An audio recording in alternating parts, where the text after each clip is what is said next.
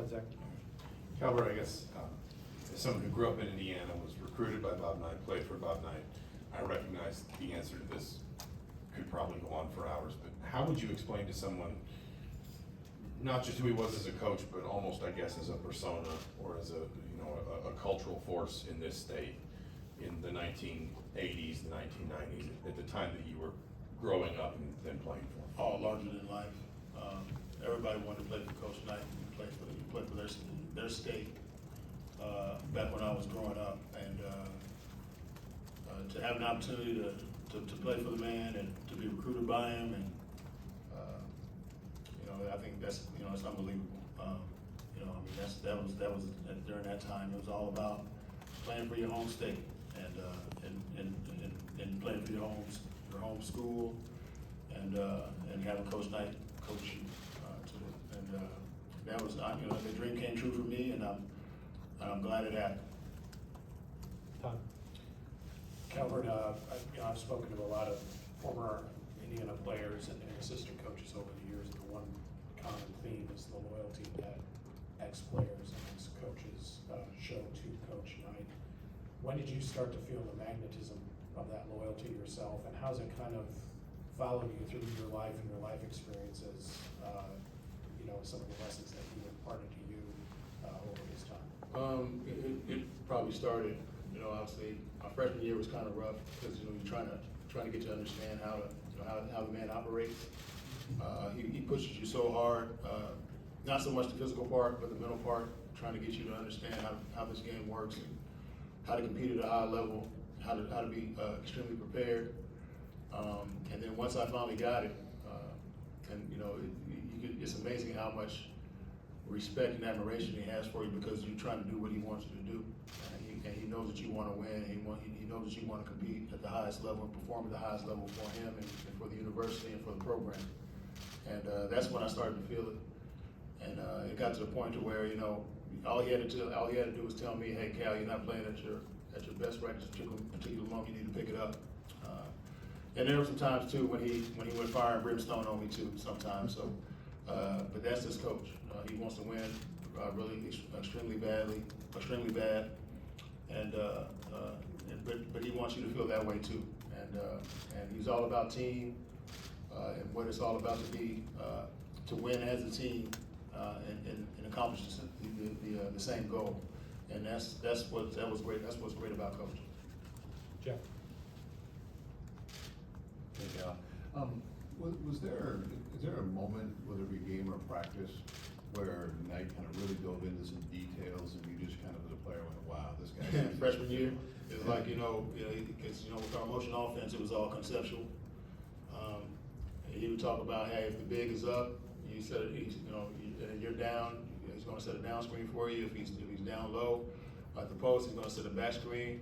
If he's on the wing and you're at the top, he's going to set a flare screen for you. I'm like, I'm over there just like, stuff is just, smoke coming out of my ears because you're trying to understand that, and it's not like he throws you into it. He'll show you the concepts, playing 2-on-2, 3-on-3, 4-on-4, but at the same time, you gotta try to make it work when you play 5-on-5, and just stuff like that, and then the defensive concepts on how to be on our help, and how we help on the weak side and all that stuff is like, it was just like, man, how's this stuff gonna work? But then at the same time, you see it work, once you understand it and see how it works, I mean, it works weird, but I just think Coach is one of the smartest, coaches I've ever been around, and I think, what he taught back then, was, he was ahead of his time. Mike. Yeah, hey Calbert, have you ever been able to figure out what about your personality and his personality meshed so well to allow you to become the player that you did? My mother. So my mother, I would tell people that my mother was probably more of a disciplinarian than he was. So it kind of made it a little bit easier. I always try to be like, I was one of those guys, like I was very competitive, but at the same time, if you yelled at me or tell me something or said something to me, you're not doing such and such and such, I said, okay, I'll show you. I'm going to show you. And then once I show him, they'll go over there, sit right down, and shut up. So that's just, that's the type of relationship we had, And, I think he had that type of relationship with all his players. If you, like I said, if you do what he asked you to do, you know, like I said, he'll shut up. Jim? Calbert, you kind of alluded to it a few times, but the approach that Bob Knight took, it seemed to be more of a teacher than a coach. The conversations I've had with either Pat Graham or Todd Leary or Brian Evans, everybody has their 4 years of notebooks where they took notes and all of that. So how much of that is just, that sticks with you and you're able to use today? Huge, huge. I still have my notebook up in my office right now. It's on the shelf, you know, so, it's all about teaching the concept, how the game works. I think sometimes a lot of players, they don't understand how the game works. They just want the ball in their hands and they just want everybody to get out of the way, but you gotta know how the game works, because you got 4 of the guys out there on the floor. And so he was very, very detailed in teaching us how to play on the offensive side of the ball and the defensive side of the ball, special situations, all that stuff. Preparing for teams that came in here. He got to the point.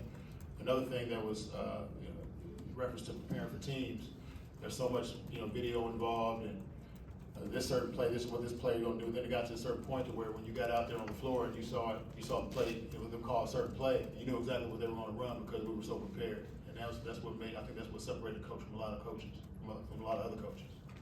Right.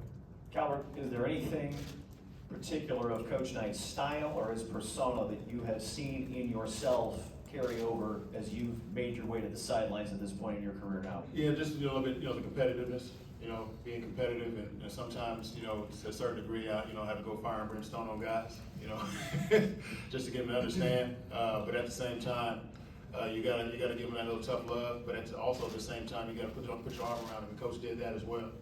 His idea of putting his arm around you was like he hit you in the back of the head. He got his national championship ring, and the national championship he hits you back of the head and hurts. But that was his idea of love. So just the competitive fire every now and then that I show, and I just try to convey to the other guys, this is what you got to do to win. You got to have that competitive fire and competitive spirit in order to be successful. Jack? Yeah, Coach Woodson talked about just his impact off the court outside of basketball too. What was maybe the #1 thing for you, not even on the court, but just the way That he does things for people that most people around the public don't really see or realize or know. The one thing that he's gonna be tough on you, he's gonna push you, he's gonna make you not like him sometimes, but at the end of the day, when you graduate and even when you graduate, go off and do your own thing, he'll do anything for you. You pick up the phone and give him a call, he's gonna pick it up and he's gonna do whatever you need. That's just the type of person he's always been. And a lot of people didn't really see that. But there's a lot of people in this, that he's touched a lot of lives in the time he was on this earth. Mike? Yeah, Calbert, Mike talked about how in recent years it was kind of bittersweet to have Bob there because he couldn't necessarily talk to him like he might have a couple, years ago about coaching, about things he saw. Do you miss that too? I mean, is there times where now you could think of as in kind of this phase of your career where, I would have loved his advice on this thing or look to him for that? Oh, without question, no doubt. I mean, you always, sometimes you can get stuck as a coach, or you might get stuck in life. Sometimes it's good to have, someone that's experienced what he's experienced, and that can help you, along your way. He's just like a big time mentor to me, and not only just a coach. And like I said, he's been there and done that. And sometimes I was able to pick up the phone and give him a call if I do, have some trouble. But now, the certain situation, I'm sure he's in a better place. Obviously, yeah, you definitely would you definitely miss out on the advice that he was able to give you. Seth? I asked Mike this too, but just, we found out the news yesterday evening. Just when and how did you hear the news, and just what's the last day been like for you since it's It was weird because I didn't hear it until after our practice yesterday. So I started getting all these. I got like 1 million texts. All of a sudden I started to hear about coach, and I'm like, what the heck is And so then all of a sudden I just looked, and I put a call in, and I was like, wow, yeah.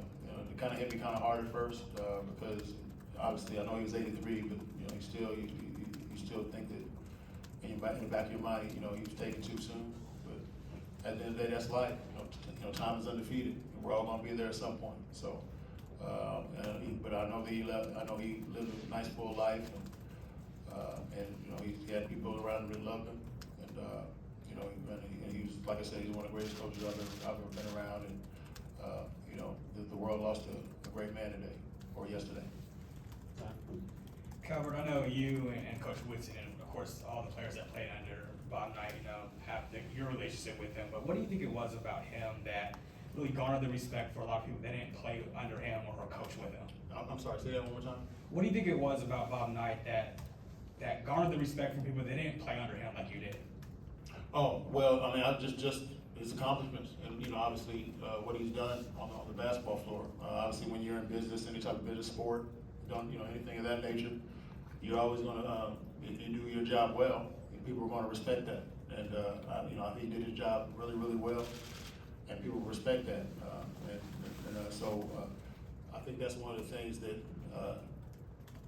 he's been able to do, and I think it's great. I mean, like I said, you know, you guys are in your field. I bet I'm sure you guys are the tops of your field. So, got a lot of respect for you because you're doing your job to the best of your ability. So, I think that's what, you know, the impact Coach Knight has had on a lot of people. All right, thanks, Coach. Thanks, guys. Appreciate it.